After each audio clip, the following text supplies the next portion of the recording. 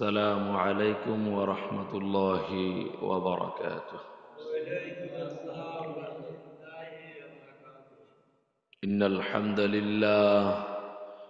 الحمد لله نحمده ونستعينه ونستغفره ونستهدي ونؤمن به ونتوكل عليه ونشكره ولا نكفر ونعوذ بالله من شرور أنفسنا ومن سيئات أعمالنا من يهده الله فلا مضل له ومن يضلله فلا هادي له ونشهد أن لا إله إلا الله وحده لا شريك له ونشهد أن سيدنا وسندنا وحبيبنا وطبيب قلوبنا ومولانا محمد الذي أرسله بالحق بشيرا ونذيرا وداعيا إلى الله بإذنه وسراجا وقمرا منيرا أما بعد إن الله وملائكته يصلون على النبي يا أيها الذين آمنوا صلوا عليه وسلموا تسليما اللهم صل على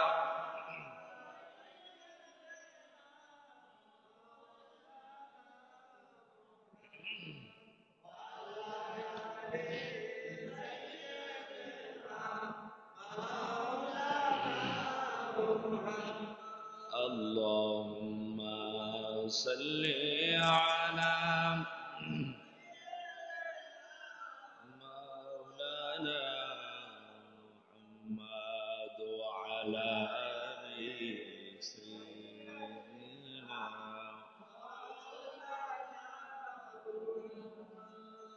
হারিয়ে যাব একদিন রব নাই মনে ছিল হারিয়ে যাব একদিন রব নাই মনে ছিল ক্ষমা করে দিও তোরা ক্ষমা করে দিও তোরা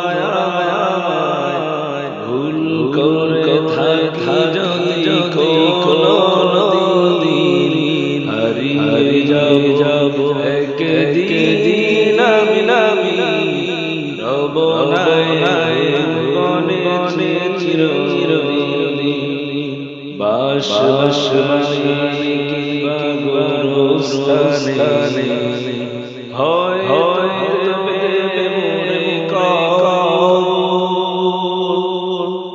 বাস গোরস্থানে হয় তোমরা রাখবে না জানি কোন খবর হারিয়ে যাব একদিন রব নাই মনে ছিল ক্ষমা করে দিও তোরা ভুল করে থাকি যদি কোনো দিন হারিয়ে যাব একদিন রব নাই মনে ছিল আল্লাহুম্মা সাল্লি আলা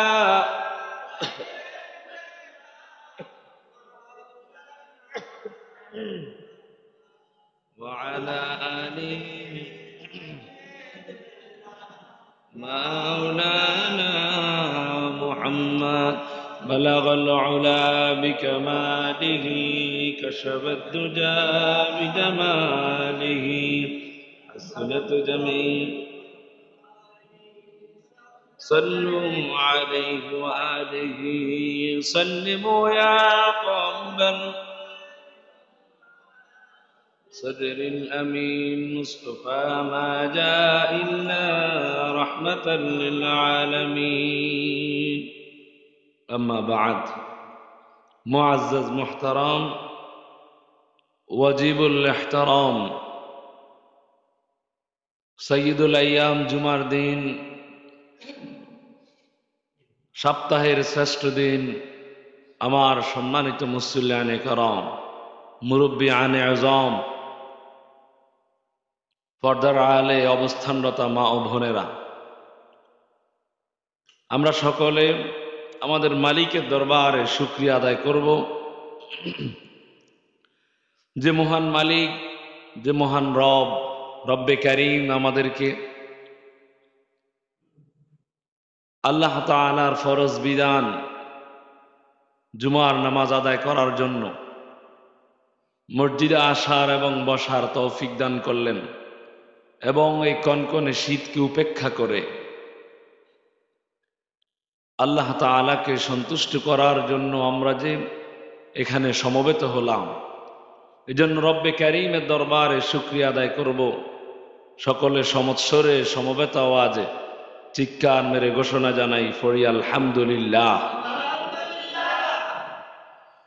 দরুদ এবং সালাম পেশ করব আমাদের প্রিয় নবী, প্রিয় রাসূল, ইমামুল আম্বিয়া, ইমামুল মালাইকা হযরত মুহাম্মদুর রাসূলুল্লাহ আলাইহি ওয়াসাল্লামের। সম্মানিত উপস্থিতি,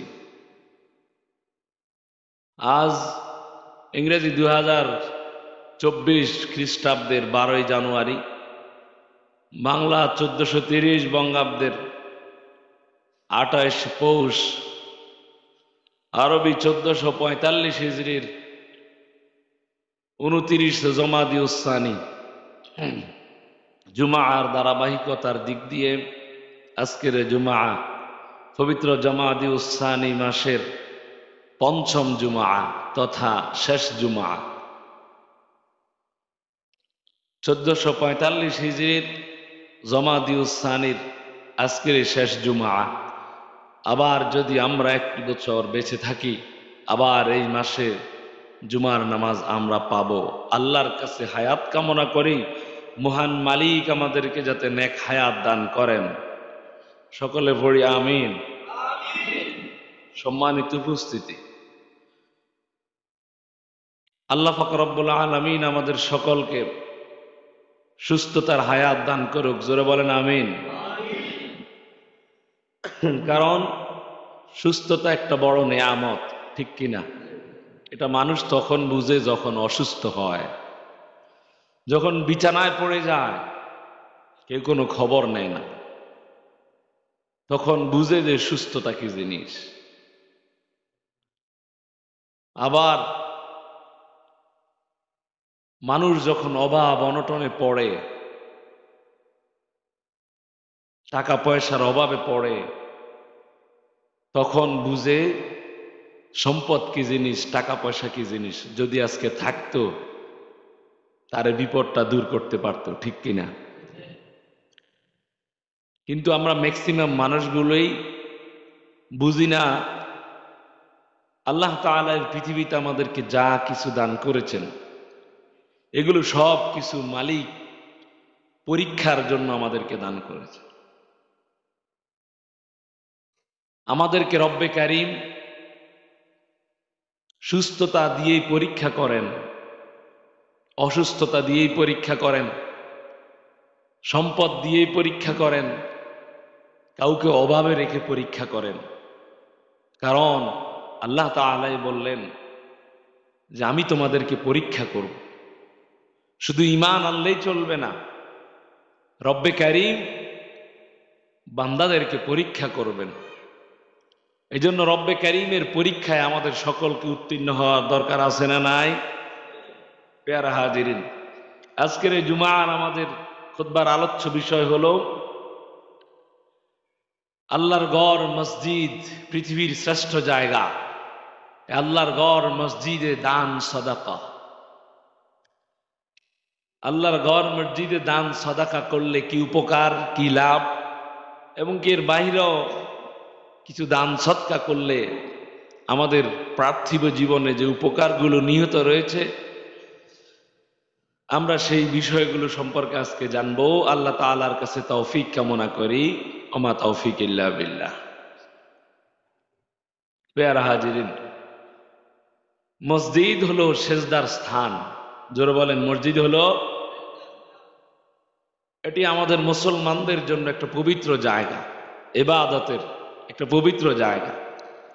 তবে সেজদা দেওয়ার জন্য আল্লাহ তাআলা এই উম্মতকে শ্রেষ্ঠ একটা নিয়ামত দিয়েছেন।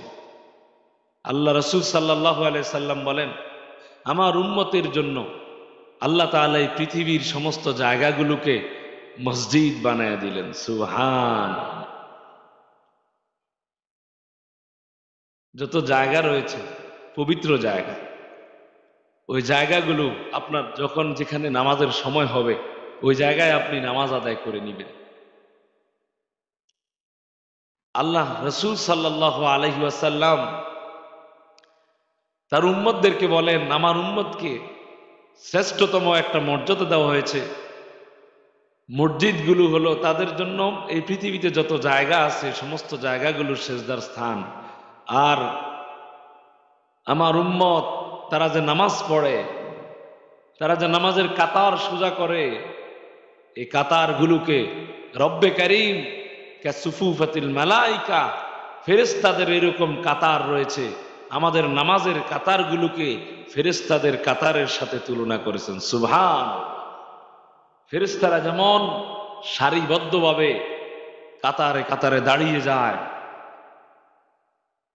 হেরেম শরীফ মক্কা শরীফের বরাবর আল্লাহ তাআলা ফেরেশতাদের জন্য একটা সেজদার, একটা ইবাদতের একটা ঘর আছে, ওটার নাম বাইতুল মামুর। ফেরেশতারা ওই জায়গায় ইবাদত করে। ঠিক ফেরেশতাদের নামাজের সারি, ফেরেশতাদের কাতারের সারিগুলো যেই রকম, আমাদের নামাজের সারিগুলোকে আল্লাহ রাসূল সাল্লাল্লাহু আলাইহি সাল্লাম উপমা দিলেন যে আল্লাহ তাআলা এই উম্মতের নামাজের কাতারগুলোকে ফেরেশতাদের কাতারের সাথে তুলনা করেছেন। সুবহানাল্লাহ। আল্লাহ তাআলা আমাদের এই কাতারগুলোকে কবুল করে নিক। জোরে বলেন আমিন। সম্মানিত উপস্থিতি, তো এই পৃথিবীতে যে কোনো জায়গায় আপনি নামাজ পড়েন, পবিত্র জায়গায় আপনার নামাজ হয়ে যাবে। তবে এর মধ্যে যেই যে জায়গাগুলো খাস, হযরত ইব্রাহিম আলাইহিস সালাতু ওয়াস সালামকে আল্লাহ তাআলা যখন বললেন, ইব্রাহিম তুমি আমার জন্য ঘর বানাও, তিনি ঘর বানালেন। ঘর বানানোর পর যে অতিরিক্ত পাথরগুলো রয়েছে তিনি আকাশের দিকে ছুঁড়ে মারলেন। ওই পাথরগুলো পৃথিবীর যেই যেই জায়গায় পড়েছে কিয়ামতের আগে ওই ওই জায়গায় মসজিদ হবে। সুবহানাল্লাহ।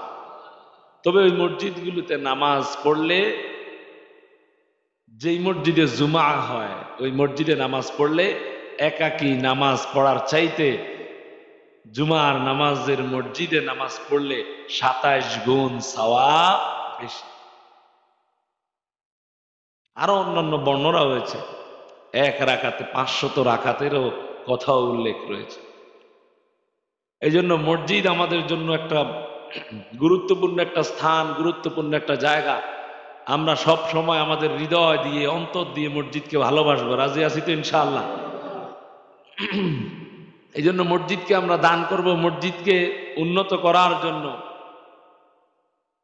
মসজিদকে সুন্দর করার জন্য আমরা দান সাদকা করব। আল্লাহ তাআলা আমাদের সেই তৌফিক দান করুক। জোরে বলেন আমিন। আল্লাহ পাক রব্বুল আলামিন মসজিদের দানের ব্যাপারে বলেন, মসজিদকে কারা আবাদ করবে তাদের ঘোষণা রব্বে কারীম কোরআনুল কারীমে দিয়া দেন। আল্লাহ তাআলা সূরা তাওবার 18 নম্বর আয়াতে বলেন, ইন্নামা ইয়া'মুরু মাসাজিদাল্লাহি মান آمن بالله واليوم الآخر وأقام الصلاة وآتى الزكاة ولم يخشى إلا الله রব্বে কারীম বলেন ইন্নামা মানে কেবলমাত্র আল্লাহ তাআলা খাস করেন ইয়ামুনু মাসাজিদাল্লাহ আল্লাহ রাব্বুল আলামিন বলেন কেবলমাত্র তারাই মসজিদগুলোকে আবাদ করবে যারা আমি আল্লাহর প্রতি ঈমান আনবে সুবহানাল্লাহ কার প্রতি ঈমান আনবে আল্লাহর প্রতি ঈমান আনবে মসজিদগুলোকে তারাই আবাদ করবে ইতিহাসের পাতায় পাওয়া যায় আমার রাসূল সাল্লাল্লাহু আলাইহি ওয়াসাল্লাম সর্বপ্রথম মদিনার মধ্যে যে মসজিদটা ব্যক্তি স্থাপন করলেন মদিনার মধ্যে গিয়া যে মসজিদটা সর্বপ্রথম নির্মাণ করলেন আর আমার রাসূলের একটা সুন্নাহ ছিল যেখানে যাইতেন সেখানে মসজিদ নির্মাণ করতেন সুবহানাল্লাহ নবীজি যে মসজিদটা সর্বপ্রথম নির্মাণ করেন ওই মসজিদের নাম হলো মসজিদে কুবা সর্বপ্রথম জুমার নামাজ হয় ওই মসজিদে হাদিস শরীফ আসছে যে ব্যক্তি শনিবার দিন ওই মসজিদে 2 রাকাত নামাজ পড়বে আল্লাহ রাব্বুল আলামিন ওই ব্যক্তির আমল নামায় একটা হজ একটা উমরার সওয়াব লিখে দিবে সুবহান কারণ ওটা হলো প্রথম মসজিদ জুমার নামাজ পড়ার জন্য আল্লাহ রাসূল সাল্লাল্লাহু আলাইহি সাল্লামের প্রথম ভাষণটা ছিল ওই মসজিদে কুবার ভাষণ প্রথম খুতবা প্রথম যেদিন জুমার নামাজটা আদায় করেছিলেন সেটা হলো মসজিদে কুবা এই জন্য রব্বে কারীম বলেন কেবলমাত্র আমার ওই সকল বান্দারা মসজিদ আবাদ করবে তারা হবে কারা যারা আমি আল্লাহর প্রতি ঈমান আনবে কার প্রতি ঈমান আনবে আমরা সবাই কার প্রতি ঈমান এনেছি আরো জোরে বলতে হবে কার প্রতি ওয়াল ইয়াউমিল আখির যারা পরকালকে বিশ্বাস করবে পরকালের প্রতি ঈমান আনবে পরকালতে আছে মৃত্যু পরবর্তী জীবন মৃত্যুর পরে আমাদের এই জিন্দেগি দুনিয়ার জিন্দেগি শেষ আলেমে আখিরাতের প্রথম পর্যায়ে হলো আলেমে বরজখ তথা কবরের জগৎ ওই কবরের জগতে শাস্তি আছে না নাই আবার একটা সময় যেদিন ইসরাফিল ফেরেশতা সিংহায় ফুৎকার দিবেন সমস্ত মানুষগুলো দুনিয়া থেকে চলে যাবে সব কিছু ধ্বংস হয়ে যাবে কেবলমাত্র একজন থাকবে তিনি কে আরো জোরে বলেন তিনি কে আল্লাহ তাআলা থাকবে আর কেউ থাকবে না দুনিয়ার সব কিছু ধ্বংস হয়ে যাবে এরপরে রব্বে কারীম বলবেন ইসরাফিল আবার আরেকটা ফুৎকার দাও আরেকটা ফুৎকার দেওয়া হবে সবাই কবর থেকে উঠে যাবে ওয়াইদাল কুবুর বুসিরাত কবর থেকে উঠে যাবে সবাই কিয়ামতের ময়দানে 3 দলে বিভক্ত হয়ে চলবে কয় দলে বলেন 3 দল এক দল হবে ফেরেশতারা তাদেরকে বাহন নিয়ে স্বাগতম নিয়ে তাদেরকে কবর থেকে উঠে নিবে নবী রাসূলরা সাহাবীরা যারা আল্লাহর একনিষ্ঠ গোলাম তাদেরকে নিয়ে যাওয়া হবে আরেকটা দল থাকবে তাদেরকে ফেরেশতারা লাথি মারতে মারতে তারা হলো কাফের মুশরিক ইহুদি খ্রিস্টান বেঈমান যারা আল্লাহর প্রতি ঈমান আনে নাই রাসূলের প্রতি ঈমান আনে নাই নবী রাসূলদেরকে কষ্ট দিয়েছিল কোরআনের কথা শোনার পরেও কোরআনের বিরোধিতা করেছিল এই সমস্ত লোকগুলোকে ফেরেশতারা কিয়ামতের ময়দানে লাথি মারতে মারতে নিয়ে যাবে আরেক দল লোক হবে যাদের পায়ে কোনো জুতা থাকবে না গায়ে কোনো জামা থাকবে না ইউহশারুন নাস ইয়াউমাল কিয়ামাতি হুফাতান উরাতান গুরলাম যাদের গায়ে কোনো জামা কাপড় থাকবে না পায়ে কোনো জুতা থাকবে না এরা হেঁটে হেঁটে কিয়ামতের ময়দানে যাবে ওই কিয়ামতের ময়দান ওই জায়গায় সকলের নেক এবং বদের হিসাব হবে কি হবে না আল্লাহ রাসূল সাল্লাল্লাহু আলাইহি সাল্লাম বলেন ও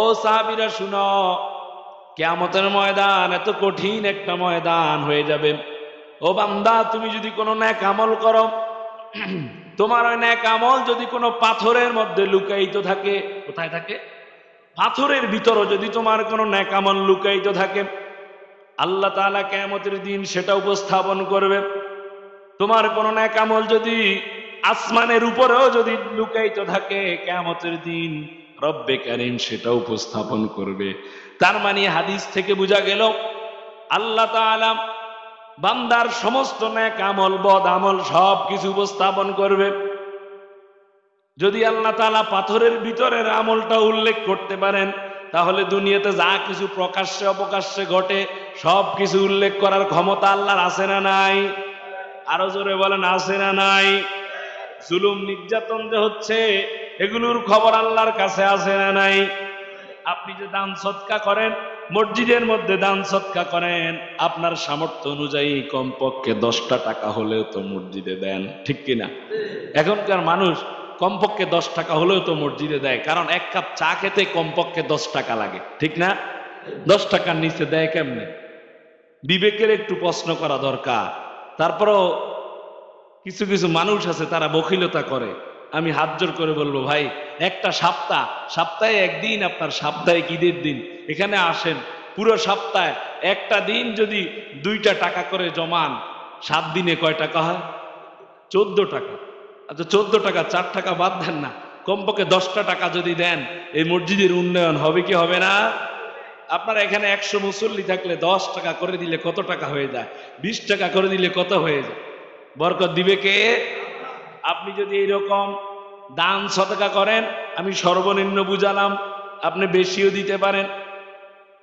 আপনি এরকম দান সদকা যদি করেন, আপনার কাছে মনে হতে পারে এটা 10 টাকা, এটা কম। আল্লাহ রাব্বুল আলামিন কিয়ামতের ময়দানে আপনার এই 10টা টাকা যদি হালাল টাকা হয়, নেক নিয়তে আল্লাহকে সন্তুষ্টি করার জন্য যদি আপনি তারা মসজিদে 10টা টাকা দান করেন, আপনি যদি এই নিয়ত করেন, মাওলায়ে কারীম আমি এই দুনিয়াতে থাকবো না, কিন্তু কিয়ামতের আগ পর্যন্ত মসজিদ থাকবে, থাকবে কি থাকবে না? যতদিন এই পৃথিবীতে একজন আল্লাহ বলার লোক থাকবে, কয়জন? একজন লোক যদি আল্লাহ বলার লোক থাকে, লা তাকুমুস সাআতু হাত্তা ইউকালু ইল্লাল্লাহ, যতদিন পর্যন্ত একজন লোক আল্লাহ বলার থাকে, আল্লাহর নাম নেয়, ততদিন পর্যন্ত কিয়ামত হবে। তার মানে কিয়ামত তাদের উপর হবে, তারা হবে খ্রিস্টান, তারা বেঈমান, তারা বৌদ্ধ, তারা নাসারা, কাফের, মুশরিক। কোন মুসলমান থাকার আগ পর্যন্ত কিয়ামত হবে। তার মানে যতদিন মুসলমান থাকবে, কোন আল্লাহ বলার লোক থাকবে, ততদিন পর্যন্ত কিয়ামত হবে না। তার মানে ততদিন পর্যন্ত আপনি যে টাকা মসজিদে দান করলেন, আপনার এই টাকা দিয়ে মসজিদের একটা কাজ হলো, এই মসজিদটা ততদিন পর্যন্ত থাকবে। মসজিদে কত লোক নামাজ পড়বে? রমজান মাসে মসজিদে ইফতার করানো হয় কি হয় না? রমজান মাসে মানুষ, যেই মাসে কোরআন তেলাওয়াত করলে, একটা হরফ উচ্চারণ করলে 700 গুণ পর্যন্ত বৃদ্ধি করা হয়। একটা রাকাত নামাজ পড়লে 700 রাকাত নামাজের সওয়াব দেওয়া হয়। ওই রকম একটা রমজান মাসে মানুষ মসজিদে ইবাদত করবে, মসজিদে কোরআন তেলাওয়াত করবে, আল্লাহর বান্দারা তাহাজ্জুদের সালাত আদায় করবে, তারাবির সালাত আদায় করবে, আল্লাহর বান্দারা নেক আমল করবে, জিকির আজকার করবে। আপনি দুনিয়াতে থাকবেন না। ও বাবা, ও যুবক ভাই, চিন্তা করেন, আপনি দুনিয়াতে থাকবেন না, কিন্তু আপনার টাকা, আপনি যে টাকাটা দিয়েছেন, আপনি মাসে 100 টাকা দেন, 200 টাকা দেন, 300 টাকা দেন, আপনি মাসিক একটা চাঁদা দেন, ঠিক কিনা? এখন নতুন বছর আসছেন, আপনি একটু চিন্তা করেন, আমার পরিবারের সকলের খরচটা বেড়ে গেছে, সংসার খরচ বেড়ে গেছে। আমি যে মসজিদে এতদিন হাদিয়া দিতাম, ধরেন আপনি 50 টাকা দিতেন, আপনি একটু চিন্তা করেন, আপনি সকালবেলা নাস্তা খেতে গেলেও তো, মোহাম্মদিয়া হোটেলে নাস্তা খাইতে গেলেও তো কমপক্ষে 100 টাকা লাগে, ঠিক না? আপনি খান না, কি খাবেন? আপনি নাস্তা করতে গেলেও তো 100 টাকা লেগে যান। আপনি চিন্তা করেন, আপনার টাকা পয়সা তো দুনিয়াতে পড়ে থাকবে, আমি মাসিক বেতন হিসাবে মসজিদে 100 টাকা দান করব, 200 টাকা দান করব। দুনিয়ার সব পরিস্থিতি পরিবর্তন হয়ে যাচ্ছে, আপনি কেন বখিলতা করবেন? আপনি কেন টাকা পয়সাকে কামড়িয়ে ধরবেন? কিন্তু কিয়ামতের ময়দান কঠিন একটা ময়দান, যেদিন নেক আমল ছাড়া, দান সদকার সওয়াব ছাড়া আপনি পার পেতে পারবেন না, ঠিক কিনা? কারণ আপনাকে আল্লাহ তাআলা এই দুনিয়াতে ধন সম্পদ দিয়েছে পরীক্ষার জন্য। কিসের জন্য? পরীক্ষার জন্য। এই ধন সম্পদ আল্লাহ রাব্বুল আলামিন আপনাকে পরীক্ষার জন্য দিয়েছেন। এই ধন সম্পদগুলো আপনি নিজের মধ্যে আবদ্ধ করে রাখলে চলবে না। আপনি মারা গেলে আপনার ছেলে সন্তান টাকা পয়সাগুলো ভাগ করে খাবে। আপনার স্ত্রীর বয়স যদি একটু কম হয়, আপনার স্ত্রীর আরেকজনের সাথে বিয়ে হয়ে যাবে, ঠিক কিনা? ঠিক না? এরকম হয় না? আপনার ছেলে সন্তান টাকা পয়সাগুলো অন্য জায়গায় আড্ডা করে। বর্তমান যে পরিস্থিতি, মানুষের যে পরিস্থিতি, মানুষ এখন আর ভালো কাজের দিকে আসতে চায় না। আপনার কি বিশ্বাস আছে আপনার সন্তান আপনার টাকা পয়সা ভালো কাজে দিবে? আর আপনার সন্তান দিবে কি দিবে না সেটার তো নিশ্চয়তা নাই। আপনাকে আল্লাহ যে সম্পদ দিয়েছে এটা নিজ হাতে দান করবেন। কোন হাতে? নিজ হাতে দুনিয়াতে দান করে যাবেন। কেননা রব্বে কারীম কোরআনুল কারীমে সূরা মুনাফিকুনের 10 নম্বর আয়াতে বলেন, ওয়ানফিকু মিম্মা রাযাকনাকুম মিন ক্বাবলি আন ইয়াতিয়া আহাদাকুমুল মাউত। রব্বে কারীম ঘোষণা করেন, ও দুনিয়ার মানুষেরা, তোমাদেরকে আমি যে রিজিক দিয়েছি তার থেকে ব্যয় করো। রিজিক দিয়েছে কে? আপনি আজকে এত টাকার মালিক, কে দিল? আপনার সন্তান 2-3টা বিদেশ থাকে, প্রত্যেকটা মাসে গড়ে আপনার কাছে 1-2 লক্ষ টাকা আসে, কে দিল? আল্লাহ তাআলা বলেন, বান্দা, সূরা মুনাফিকুনের 10 নম্বর আয়াতে, তোমাকে যদি রিজিক দিলাম, এই রিজিক থেকে আমার রাস্তায় ব্যয় করো। মিন ক্বাবলি আইয়াতিয়া আহাদাকুমুল মাউত, তোমাদের মৃত্যু আসার আগে। কি আসার আগে?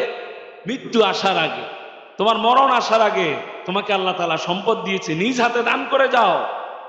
বখিলতা করে কার জন্য টাকা পয়সা রেখে যাইবা? কার জন্য রেখে যাইবা? নিজ হাতে দান করে যাও। আপনার সিদ্ধান্ত পরিবর্তন করেন, টাকা পয়সা বেশি দুনিয়াতে রেখে যাব না, আমি দান সাদাকা করব, মসজিদে দান করতে আর বখিলতা করব না, যা ওয়াদা দেয় তাই দান করব। আবার এই সমাজে অনেক মুসল্লি আছে, ওয়াদা দেয়, ওয়াদা দিয়া ওয়াদা বরখেলাপ করে, আছে না নাই? এগুলা মুনাফিকের বৈশিষ্ট্য। কিসের বৈশিষ্ট্য? এরা অনেকে আছে ওয়াদা দেয় 5,000 10,000 টাকা দিবে, এরকম দিবে, কিন্তু ওয়াদা বরখেলাপ করে। এরকম মুনাফিক এই এলাকায় আছে না নাই? ওয়াদা দিয়ে আপনি চিন্তা করেন কোথায় আপনি ওয়াদা দিয়েছেন? পৃথিবীর শ্রেষ্ঠ জায়গা মসজিদ, যেখানে এসে মানুষ ইবাদত করে, যেখানে এসে মানুষ আল্লাহকে স্মরণ করে, ইবাদতের জায়গা, যেখানে নামাজ পড়া হয়, কোরআন তেলাওয়াত করা হয়। আপনি এই জায়গায় কেন মিথ্যা কথা বললেন? কেন ওয়াদা দিয়ে ওয়াদা বরখেলাপ করলেন? ভয় থাকা দরকার। কার সাথে ওয়াদা দিয়েছেন আপনি? মালিকের কাছে ওয়াদা দিয়েছেন, মালিকের ঘরে এসে মালিকের সাথে ওয়াদা দিয়ে আপনি মালিকের সাথে বেঈমানি করেন। হাত জোড় করে বলবো, ভাই, পৃথিবীর সব জায়গায় ভাওতাবাজি চলে না।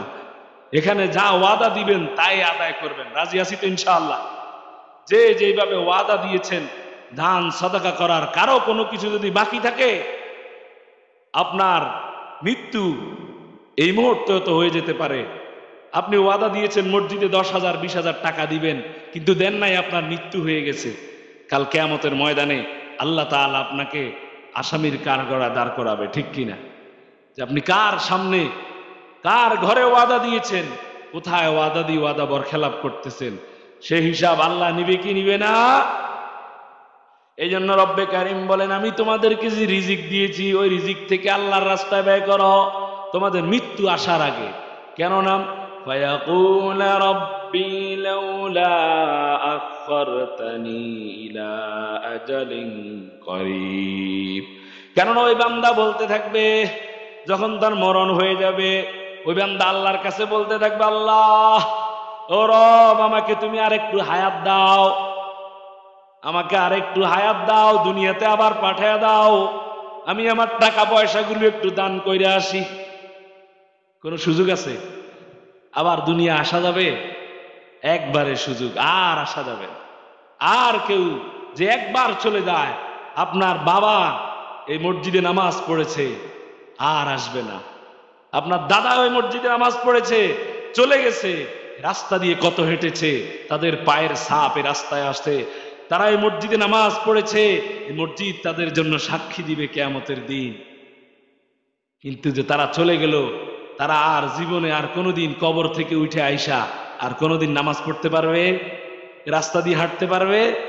সুতরাং যে চলে যায় সে আর কখনো ফিরে আসে না। সুতরাং আপনি দুনিয়াতে আপনাকে যে ধন সম্পদ দেওয়া হলো, এই ধন সম্পদ অন্যায় পথে ব্যয় না করে, বখিলতা না করে কার রাস্তায় খরচ করবেন? আর জোরে বলেন, কার রাস্তায়? দান সদকার মধ্যে সর্বোত্তম ঘর হলো আল্লাহর ঘর। জোরে বলেন, কার ঘর? আল্লাহর ঘরে দান করবেন, আল্লাহর ঘরে দান করেন, আল্লাহর ঘরে দান সদকা করে যান। কেননা মৃত্যুর পর আপনি আল্লাহর কাছে আফসুস করবেন, নয়তো আল্লাহ আমার ইসলামী ব্যাংকে কত টাকা ছিল, এনসিসি ব্যাংকে, পূর্বালী ব্যাংকে, অগ্রণী ব্যাংকে, ন্যাশনাল ব্যাংকে কত টাকা ছিল, আল্লাহ আল্লাহ আমার আবার দুনিয়াতে পাঠান, আমি দুনিয়াতে যাই টাকা পয়সা একটু দান করে দিয়ে আসি। যত কিছুই বলেন আর সম্ভব? সুতরাং এখনই আপনার জন্য সময়, আল্লাহর রাস্তায় দান করেন।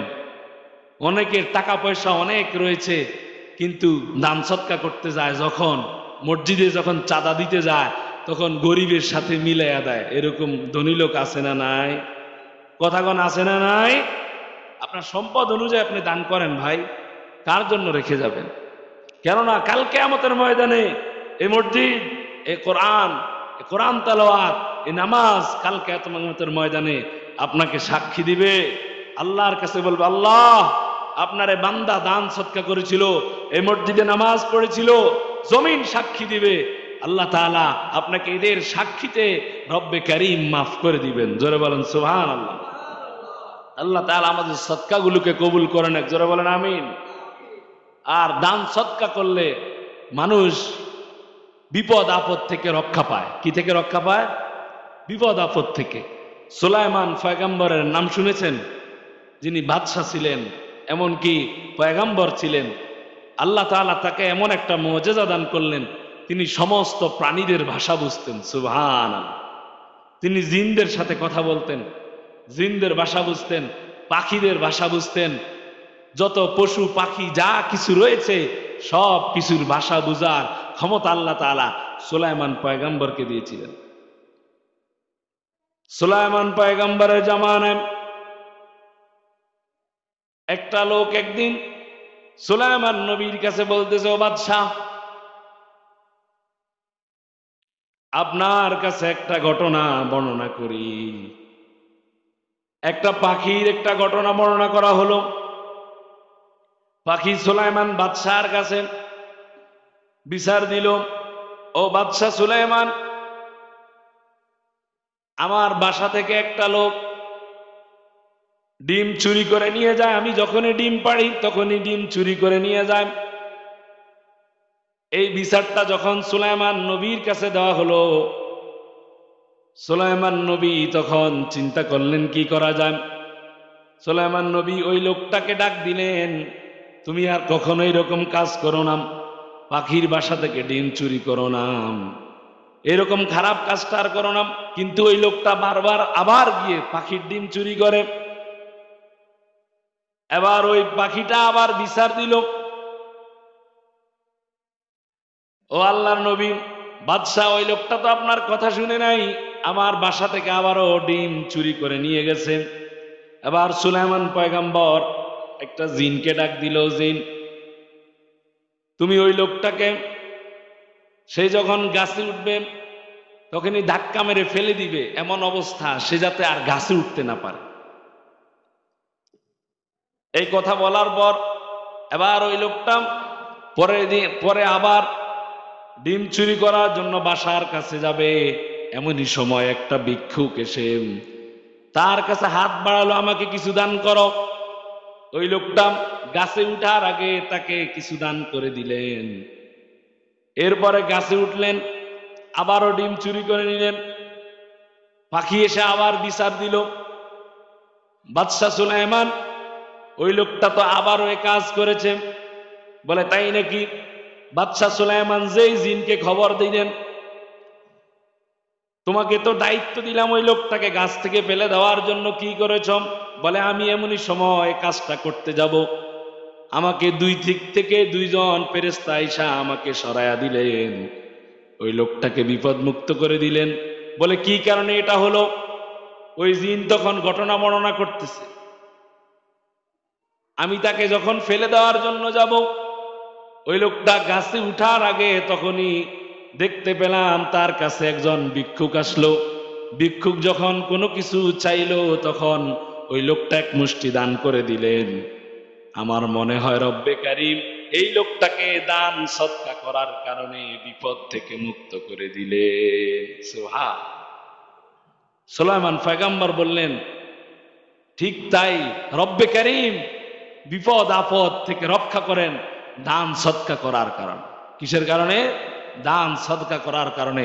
দান সদকা করার কারণে আপনি রাস্তা দিয়ে চলাফেরা করেন, গাড়িতে উঠেন, দেখবেন অনেক সময় বিপদ আপদ বালা মুসিবত থেকে আপনি রক্ষা পেয়ে যান। হয় কি হয় না? এরকম অবস্থা হয় না? কারণ দান সদকা, সদকা তু তারদ্দুল বালা, দান সদকা মানুষকে বিপদ আপদ থেকে রক্ষা করে। এজন্য আসুন আমরা সকলে দান সদকা করার প্রতি আমাদের মনকে অনুপ্রাণিত করি, নিজে দান করি এবং আরেকজনকে দান সদকা করার জন্য উৎসাহিত করি। আল্লাহ তাআলা আমাদের সকলের দানগুলোকে কবুল করে নিক, জোরে বলেন আমিন। এবং অতীতে যা দান করেছেন বর্তমান প্রেক্ষাপট অনুযায়ী আপনার এই মসজিদটাকে নিজের মনে করবেন, আপনার পরিবারের একটা অংশ মনে করবেন, আপনি দান সদকা করেন। ভাইরা, মৃত্যুর পর বুঝবেন যে নেক আমল কি জিনিস, দান সদকা কি জিনিস। কারণ দান সদকা এরকম একটা নেক আমলের কারণে আল্লাহ তাআলা কিয়ামতের দিন এর উসিলায় আপনাকে মুক্তি দিয়ে দিতে পারে কি পারে না? আল্লাহ তাআলা আমাদের সকলকে উত্তম ভাবে দান সদকা করার তৌফিক দান করে, জোরে বলেন আমিন। কারণ মানুষের সম্পদ হয়েছে তিনটা, জোরে বলেন কয়টা? তিনটা। এক নম্বর হলো মানুষ যেটা খায় সেটা তার সম্পদ। দ্বিতীয় নম্বর হলো মানুষ যেটা পরে, দুনিয়াতে যে জামা কাপড় পরে সেটা তার সম্পদ। তিন নম্বর সম্পদ হলো মানুষ যেটা আল্লাহর রাস্তায় দান করে। প্রথম দুইটা তো দুনিয়াতে থেকে যায়, আপনি খাওয়া দাওয়া করেন এগুলো তো ওয়াশরুমে চলে যায়। আপনার জামা কাপড়গুলো সব যারা গোসল দিবে আপনার গায়ে জামাটা কেসি দিয়া ব্লেড দিয়া কেটে কেটে আপনাকে পাতলা তিনটা কাপড় পরাইয়া কবরে নামাবে, ঠিক কিনা? আপনার যেই সম্পদটা কবরে যাবে ওই সম্পদটার নাম হলো দান সদকা। আল্লাহর রাস্তা যেটা দান করবেন সেটাই থেকে যাবে, ঠিক কিনা? আল্লাহ তাআলা আমাদের সকলকে দান সদকা করার তৌফিক দান করুক, আমিন। ওয়া মা আলাইনা ইল্লাল বালাগ, আলাইহি তাওয়াক্কালতু ওয়া ইলাইহি উনীব।